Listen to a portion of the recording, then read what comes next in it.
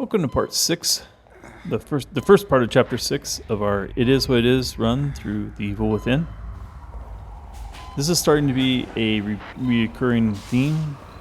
We see some doctors and nurses. It's not the nurse that's in the normal hospital where we go through the mirrors. And they seem to continuously want to stab us with something. Or something wants to eat us there.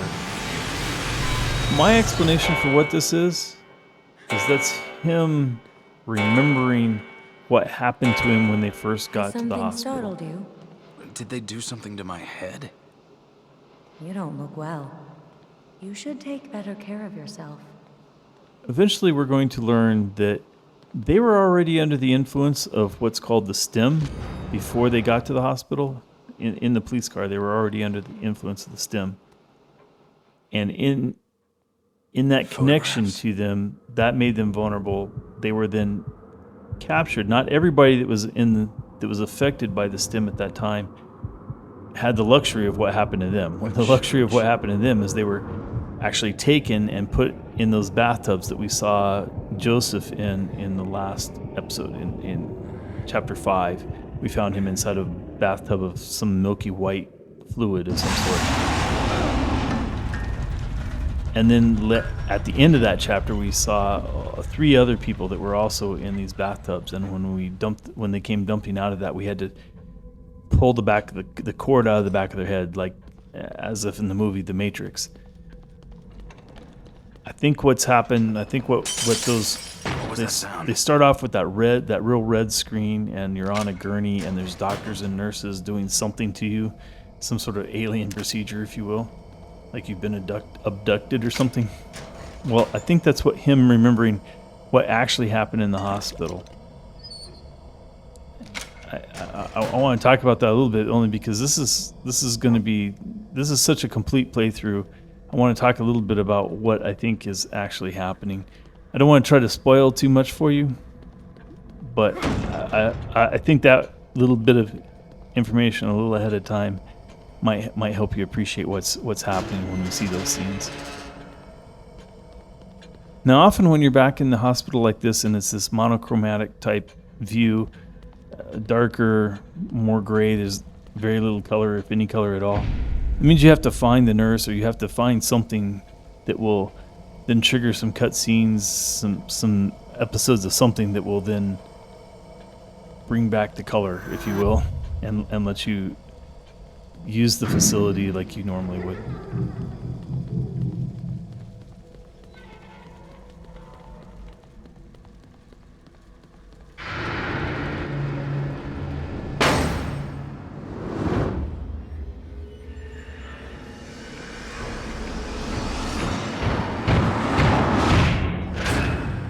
The second most iconic foe in the game is that person that you only kind of got a silhouette there from.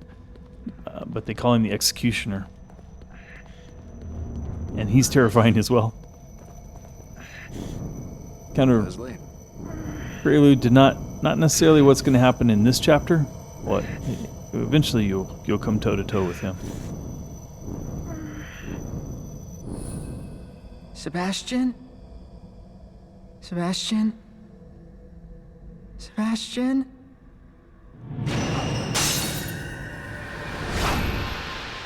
Now, obviously, Leslie is a very important character in the overall arc of the story here. I don't want to spoil too much about him, but I want to say something about... He seems to know something about Sebastian that the other NPCs don't know about Sebastian. There's a connection there that's just a little bit different. So... It doesn't get fully fleshed out but by the time the game's over, but I think it's going to be important in The Evil Within 2. I could be wrong, of course. I haven't played The Evil Within 2 yet. I haven't finished this game yet, so...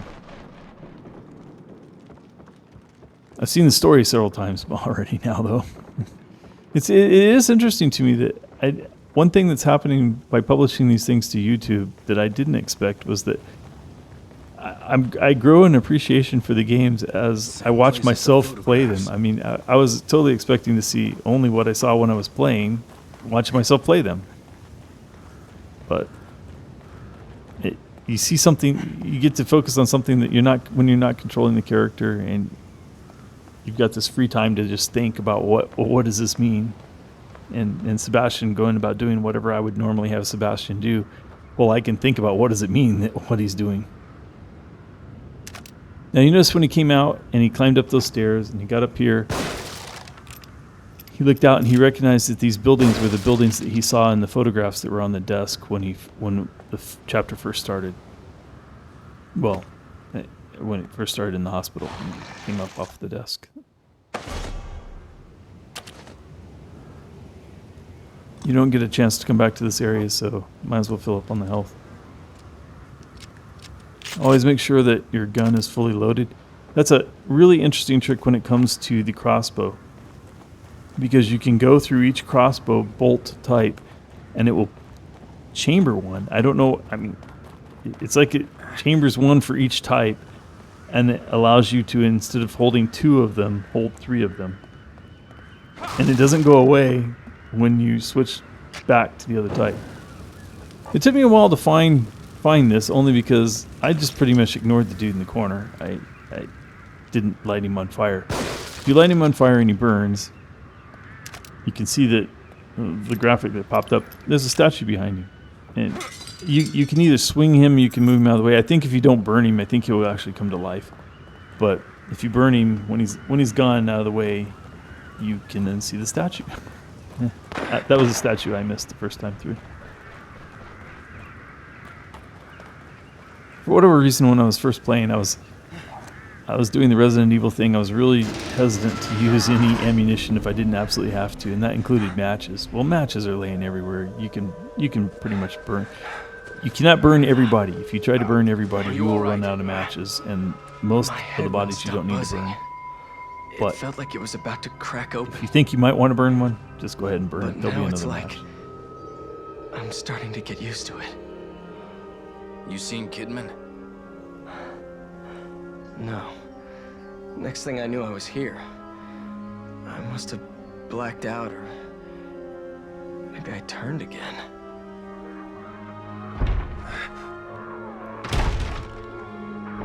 So the sequence is going to start here. The first time I played through, I won't say it's the hardest. It's just really long, and there's a lot of moving parts.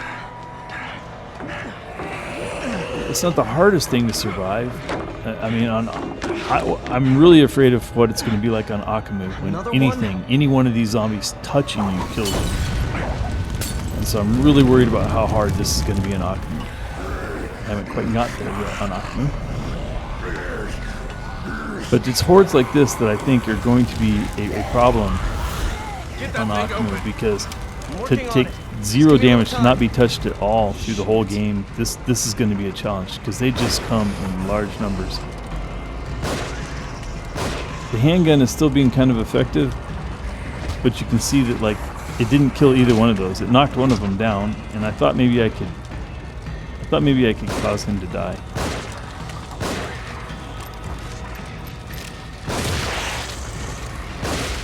And I'm always torn between, do I use the barrel now, or have I already done enough damage to them that they're so close to dying that I should save it? These guys, of course, haven't been shot, so it might not be a bad idea, but that guy got there so quick. He's running around the others. Can't hold them off much longer. Another moment. Just keep me covered.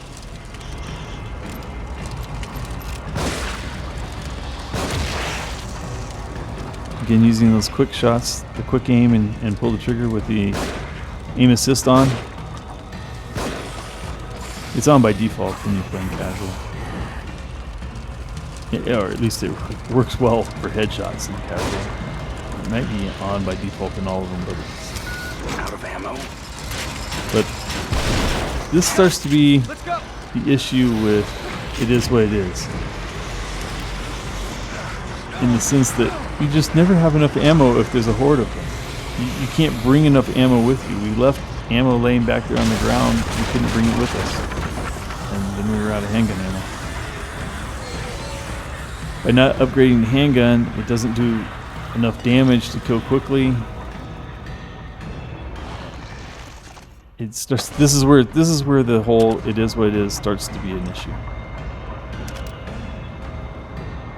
And to be honest, I played this sequence several times. I don't think I kept any of the deaths in there. I think I always went back to the beginning and just replayed the whole chapter.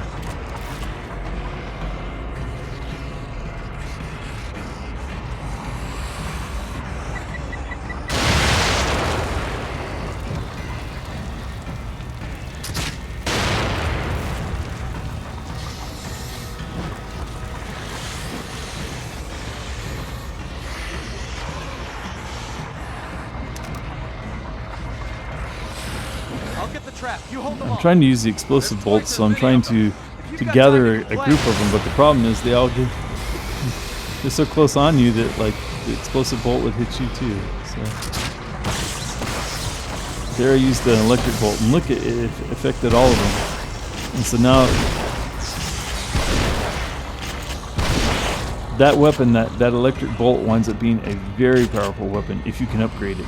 If you can't upgrade it, it has the problem that you just saw there. It doesn't hold them for very long. It only holds them for a short time, but it will hold a large group of them. The frost bolt, if you can't upgrade it, is almost only effective against one creature. I mean, maybe they were pretty tightly packed there, so maybe you could have gotten the whole group, but they really start to be an issue. Their range starts to be an issue. I don't know why my auto shot just shot the ground. I mean, I'm out of ammo though.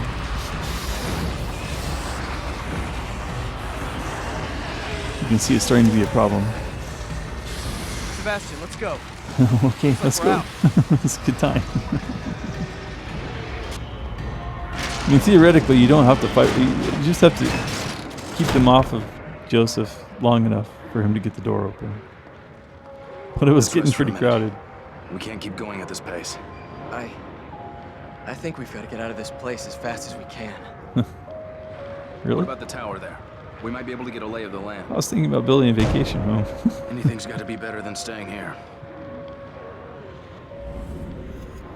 In the case, excitement of all excitements, you get an actual sniper rifle. It's a good sniper rifle too. At least on casual, for most of the game, for most of the small foes, it winds up being a one-shot kill. So it's a very powerful weapon.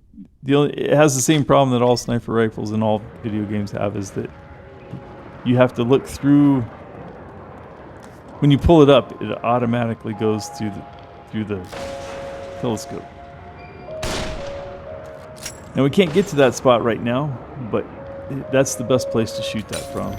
So that was going to drop down that key. You saw that the key count didn't go up, but I put the key count up so that you would know that this is where you have to be here to shoot that. So now we've come back out of the pictures. I think we have some keys with us this time that we have 2 keys, so we can open 2 lockers.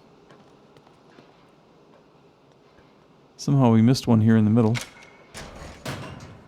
Got them a little out of order.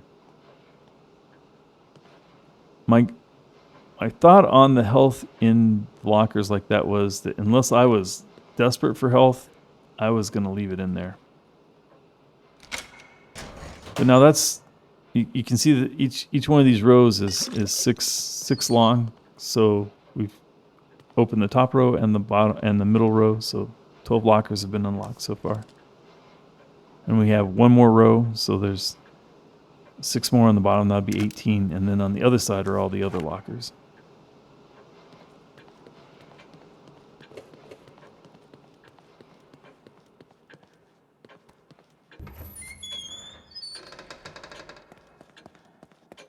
I try to make it a habit of coming to the hospital anytime a new entrance to the hospital comes about, but there isn't always a newspaper or a poster, a missing persons poster to pick up.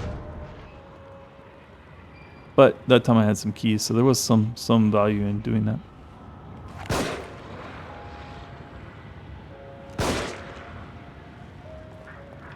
This guy will want to run back in there and call all of his buddies.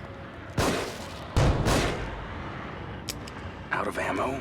And I was pretty much going to let him in. And my goal was to use the door And the perfect reach weapon for a door is a shotgun.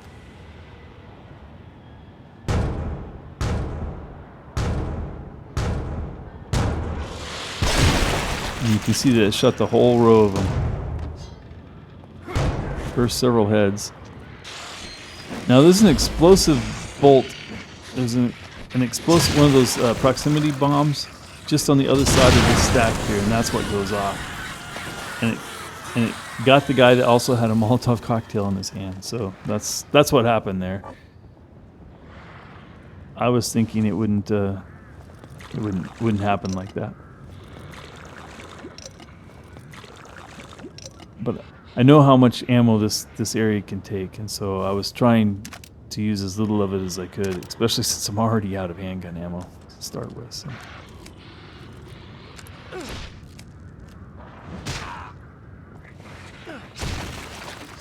Now during this sequence, you saw that Joseph picked up a large axe. He's actually really good at that axe, and unlike our axes, go away. Now, see, I was still kind of confused that what went off was that proximity bomb. I thought it was the guy threw a Molotov cocktail, but it was the proximity bomb that set the Molotov cocktail off. But Joseph's axe doesn't go away like our axe. Our axe is a one-shot kill, but it's also a one-shot use. You can use it once. Flipping this switch will turn this generator on, or this motor on, and enable these two switches. The secret is that you can only open one of those two doors. You can't open both. One of them is full of foes, and one of them has only treasure in it.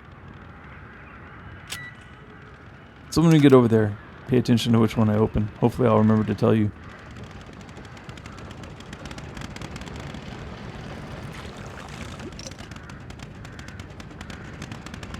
Get to cover. They're shooting from above. Okay, that was sort of the opening part of this. Now the reason they gave you the sniper rifle is because you see these boxes, and each one of these boxes has a zombie in it that's cranking a spike gun. I don't know what to call them, but it's almost like just a Gatling gun of spikes. They're always on the far left corner.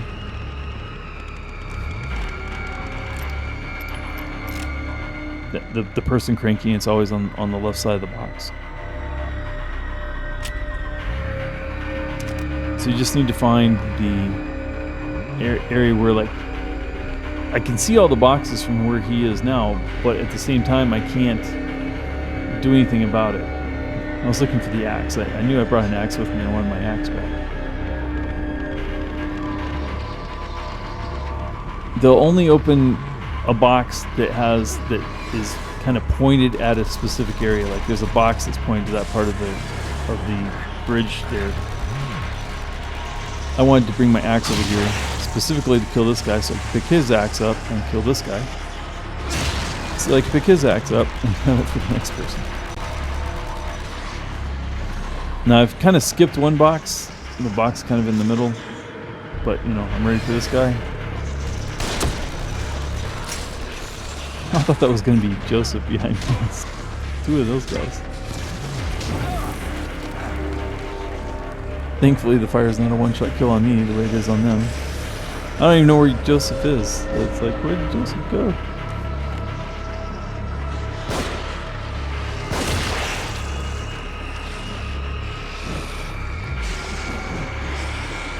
I'm just looking for the torches. If you do that right, you can actually get multiple with one torch, but I don't know why I'm punching. Probably trying to pick something up. Probably thinking there's an axe or something. Yeah, there's the axe.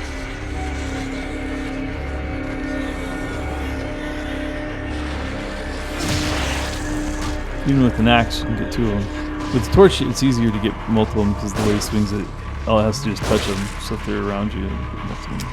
Out of ammo? Still out of handgun ammo. Such a problem. I need first aid. Wherever Joseph is, he's having a problem.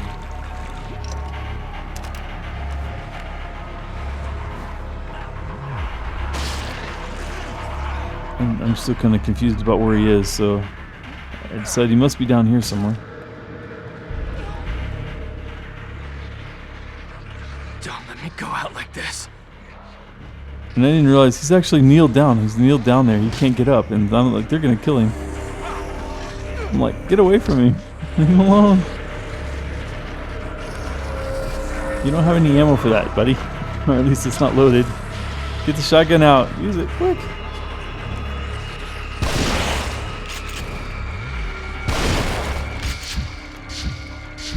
At least it doesn't take very much to heal him. He heals quickly, and then he can use that axe to deadly effect.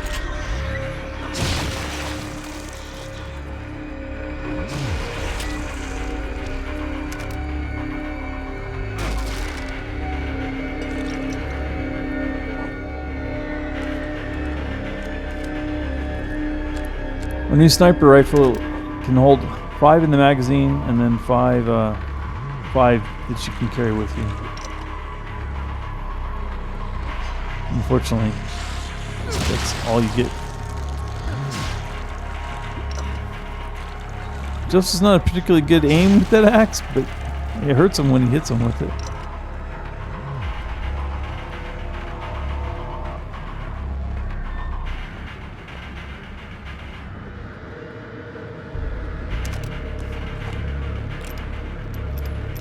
Finding handgun ammo at this point is refreshing to me.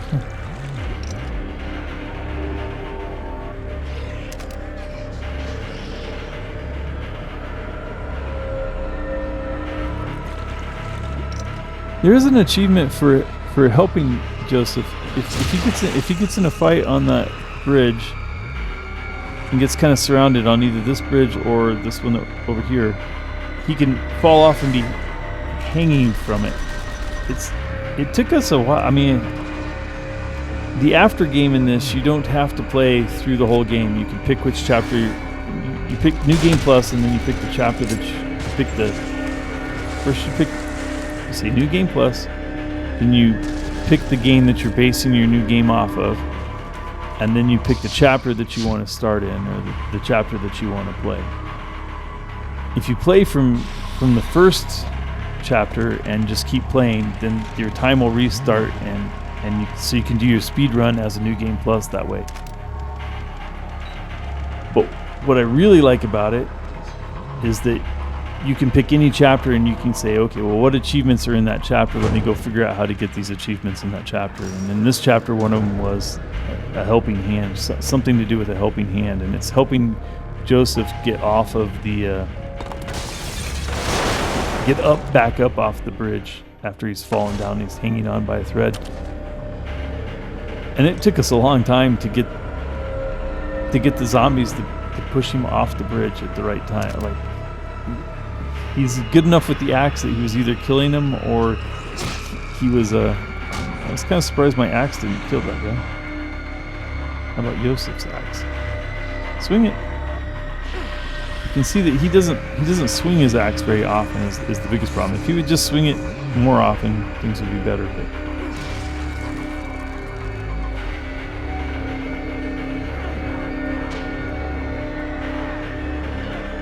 you can see I'm mostly running around picking stuff up at the moment before I kill that last box.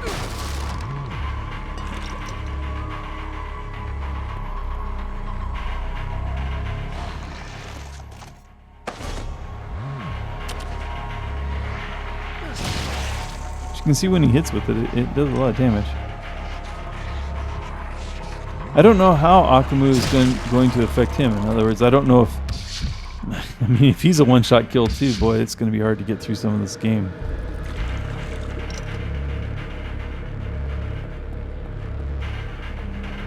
We've only just started our Akamu play, and already it's proving challenging.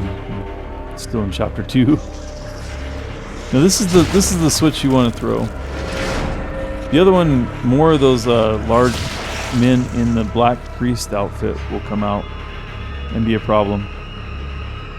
That you can see in here, all there's chests, and they're not even trapped. You can just open them.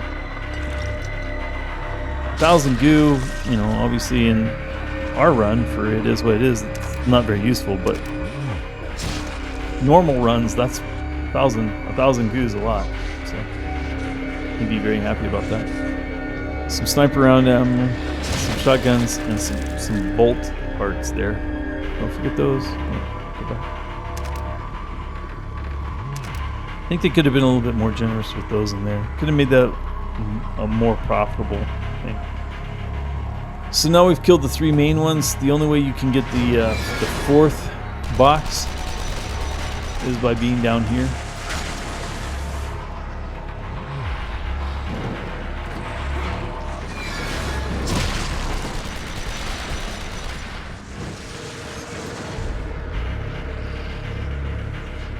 My thought had been to use that barrel. I was surprised that my auto aim went to that guy instead of the guy that was in front of me.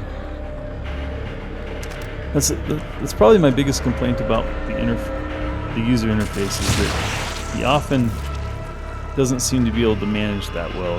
He's often not looking at the right. He gets yanked around by the auto aim, or he gets yanked around by it deciding that the button that you're hitting has this action instead of that action. So that last little thing, that last little box here to shoot him, can be kind of hard because you don't get a great angle at him like you did with all the other ones. Maybe that was one of the women. I'm not sure. But when you kill that last box, it will drop down. When it drops down, something dropped down there. I think it was the box. Out comes a brute with chainsaw. I wanted to get that away from the wall and use that to set him on fire too. But you'll see I will start to have the same problem with explosive bolts that I always say I have problems with. It's the same sort of thing with a grenade launcher or a rocket launcher where the explosion always hits me. You know? Now there's the freeze bolt. And that allows me to get right up on him. That's the first time I've used the freeze bolt here. And basically just unloaded the shotgun. So it went pretty smoothly. Let's be careful. Could have been a little better. I think I got trimmed. I went from not having any handgun ammo to now I'm full on handgun ammo. It's almost disappointing.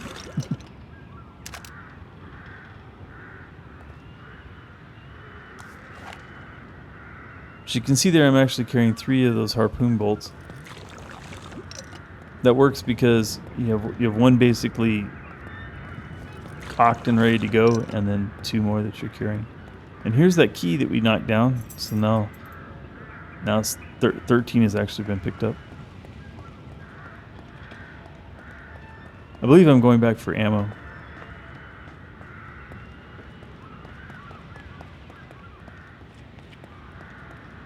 Though if I left the health somewhere, I might be going back for that too. I think it's just this ammo. It's what we used to shoot that box. So now we're back to our 5 and 5. 5x5.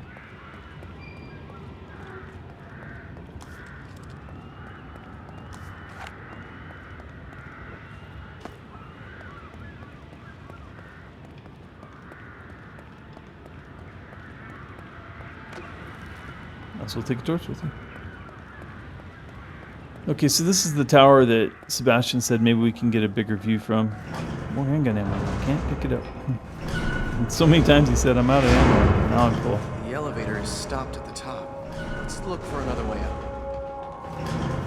You can hear that there's going to be a mirror for us to go back to the hospital.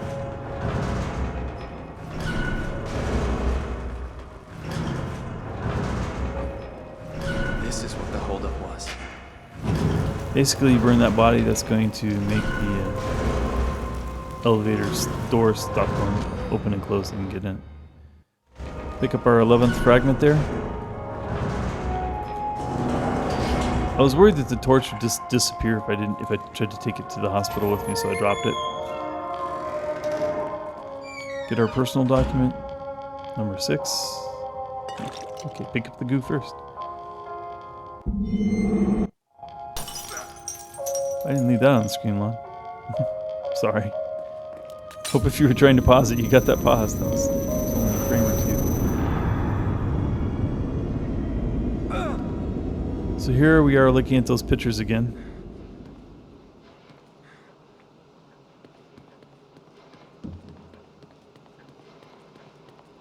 Use our keys. We only have one. You just opened that last time. There you go. It's the one down the bottom left. What I'm thinking, I'm hurt. I know there's some health back here. I know there's some shotgun ammo. There's some explosive bolts and some electric bolts and some regular bolts. Well, I don't know if there's regular bolts yet or not.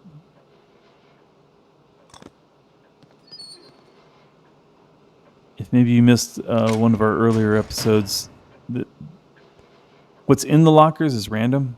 So if you're playing through the game and you're opening it and saying, well, I didn't get shotgun shells there, or I didn't get goo there, it's random. You don't know what's going to be in them when you open them. It's different every time. And even if you like load and restore, you can get different stuff. So if you really need something, you really have to have something in there. What you might want to do is save, like go to the front desk, save, then use your keys, and if you don't get what you want, try it again. I'm not sure that works. I'm not entirely certain. I haven't tried that, but you might want to give it a shot if you really need something. As for our trip back, we're going to pick up one more newspaper for the Every Nook and Cranny achievement, and then we're going to go back through the mirror. But that's going to end it for this video, and we hope to see you in the next one.